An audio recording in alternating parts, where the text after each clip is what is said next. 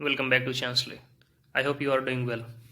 सो UPSC ने अपना 2021 का नोटिफिकेशन निकाल दिया है। इसमें इस बार कुछ चेंजेस हैं। जैसे एक प्रोविज़न ऐसा ऐड किया गया जिसमें ये कहा गया है कि आप अपने एप्लीकेशन को विड्रॉ कर सकते हैं, यानी कि आपने जो फॉर्म भर दिया है और आपको बीच में लगता है कि नहीं, मैं एग्ज़ाम में अपीयर नहीं होना चाहता हूँ, तो इसके लिए आपको विड्रॉल फॉर्म सबमिट करना पड़ेगा और उसमें फिल करना पड़ेगा। तो उसके बारे में भी देखेंगे क्या नई चीज़ इस बार ऐड की गई है।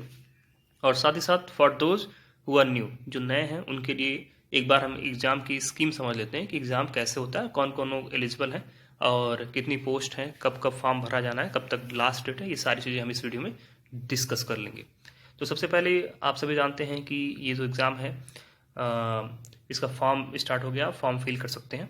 तो उसके बारे में थोड़ा कुछ बातें जान लेते हैं कि कैसे इसको अप्लाई करना है। सबसे पहले आपको तो जाना है ऑनलाइन जो ऑफिशियल वेबसाइट है वहाँ से, या फिर सरकारी रेट से जा सकते हैं और फॉर्म को अप्लाई करने पे क्लिक कर सकते हैं। वहाँ पे सारी फॉर्मेलिटीज़ पूरी करिए, जो भी वहाँ पे आईडी प्रूफ इत्यादि चाहिए वो सब वहाँ पे सबमिट करें। And the last date of examination form to be submitted is 24 of March till 6 PM। तो इस बात को ध्यान रखना है कि इससे पहले आपको सबमिट कर देना है। ओके, फ़ी वगैरह सारा आपको कंप्लीट कर लेना है। एंड देन एग्ज़ाम में जानते हैं पेनल्टी फॉर रॉन्ग आंसर होता है। इट मीन्स अगर आपने एक क्वेश्चन गलत कर दिया तो उसको आपके निगेटिव मार्किंग होते हैं, ये तो हमें पता ही है। और अगर आपको कोई प्रॉब्लम होती है जब आप फॉर्म फिल करते हैं तो उस दौरान आप you can contact the commission. Okay, there are numbers given, and then there are services in which you can apply।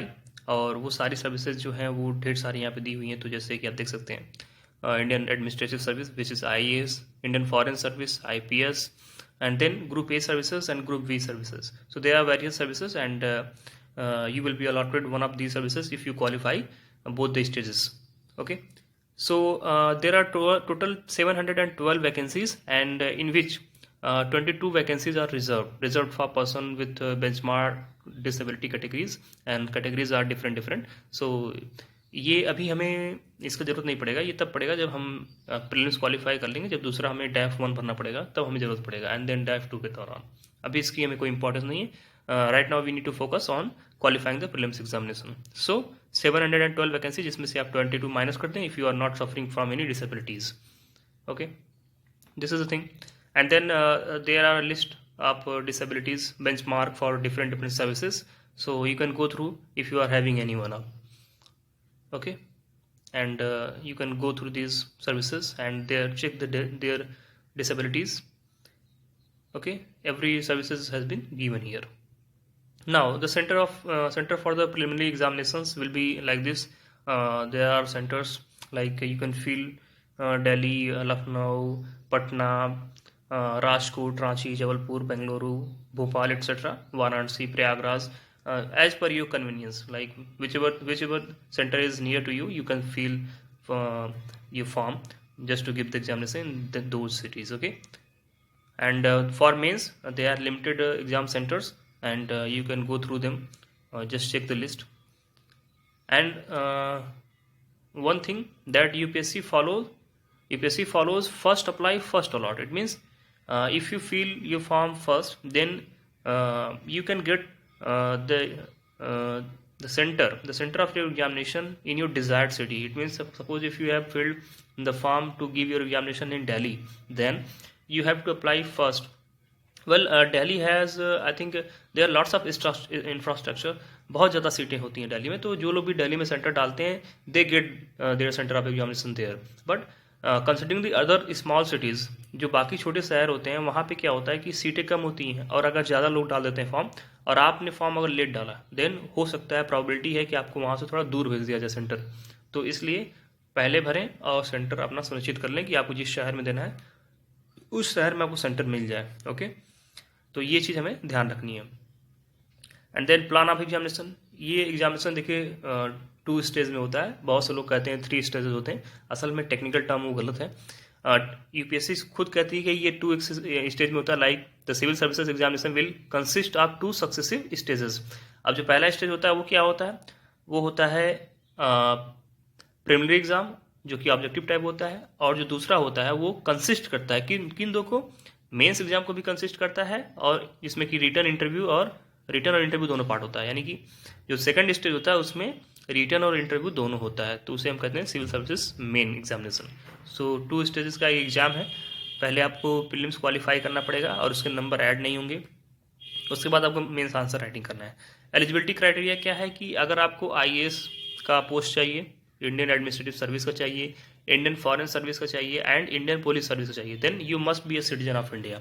लेकिन अगर आपको पोस्ट चाहिए जो other than these services, these 3 services हैं, तो देन क्या होना चाहिए कि you can be a citizen of India, you can be citizen of Nepal, Bhutan और तिब्बतियन रिफ्यूजीज हो सकते हैं।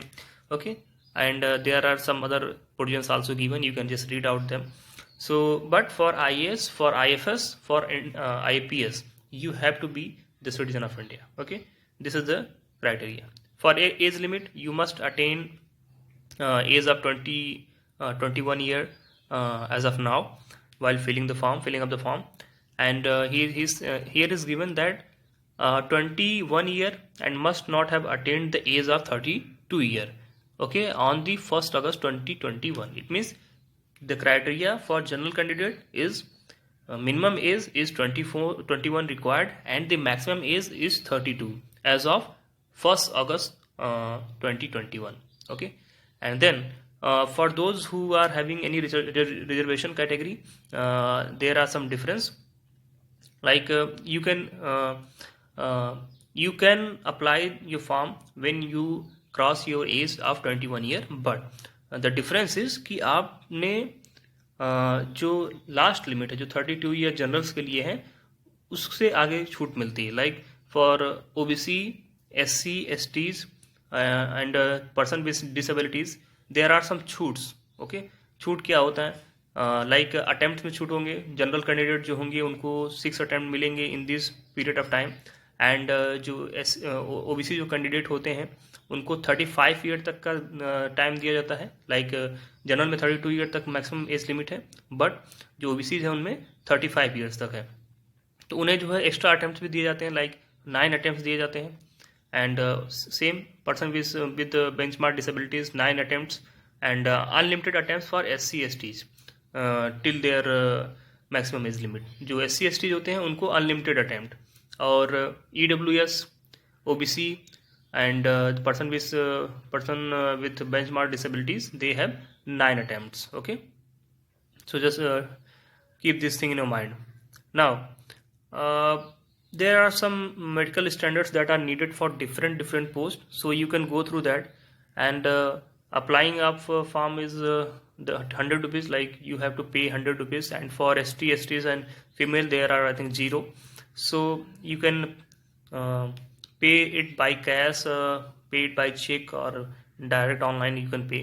Nowadays people they are more interested paying things in online, and then you go to the website and apply the form and fill every stages, and do not worry about the certificates as of now, because certificate की भी उतनी ज़रूरत नहीं है, जब आप prelims qualify कर लेंगे उसके बाद ज़रूरत पड़ेगी सर्टिफिकेट्स की, और सर्टिफिकेट के लिए यूपीएससी ज़्यादा मगजमारी नहीं करती, ये क्या है कि बहुत सिंपल रखती है चीज़ों को, और ये आपको पूरा सफिशियंट टाइम देती है। अगर आप in case you are not able to produce any certificate, then you will get adequate amount of time, don't worry about that.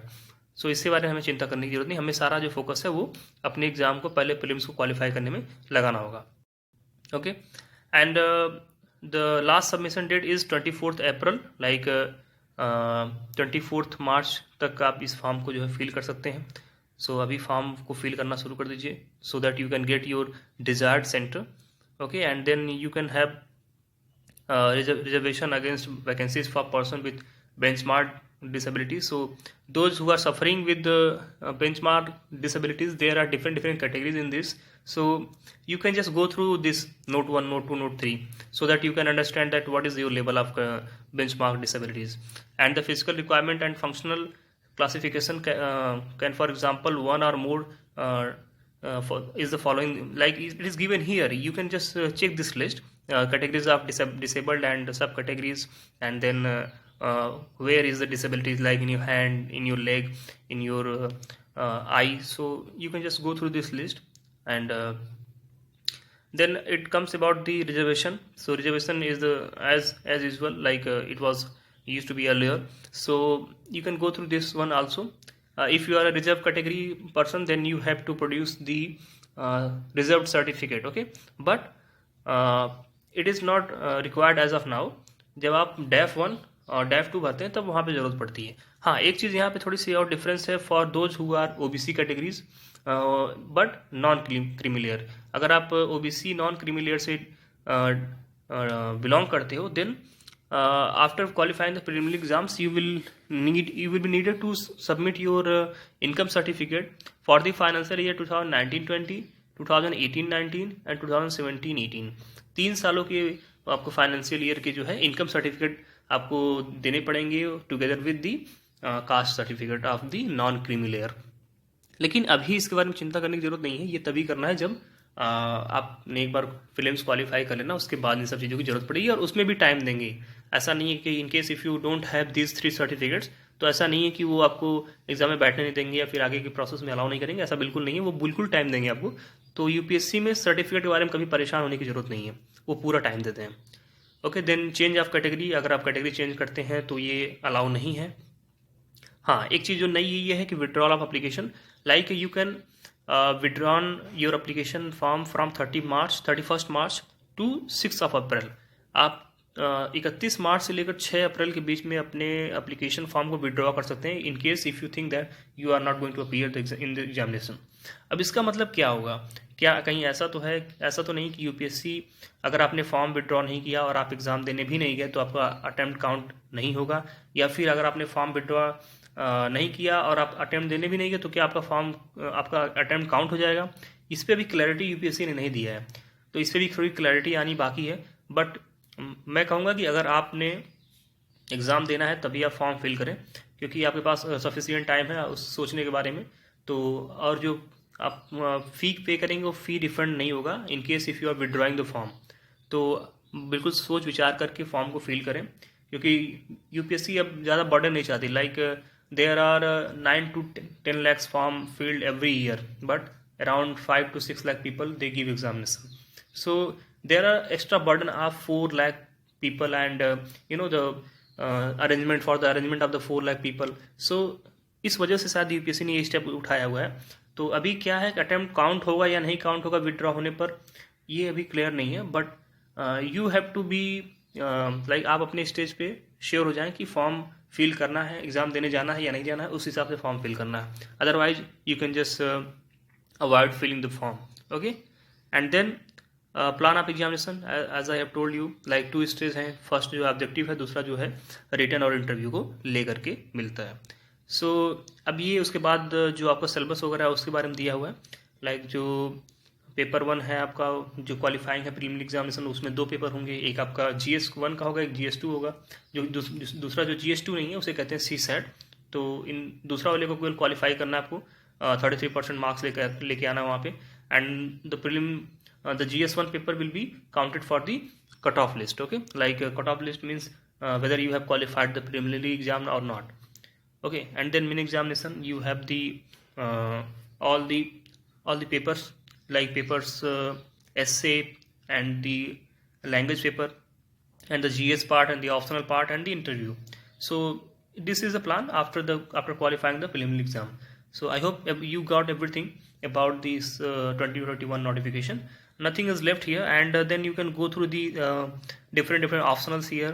But as of now you don't require any optional to prepare because you have very less time. So just focus on the preliminary examination. Okay, so this was something about the notification of 2021 of UPSC.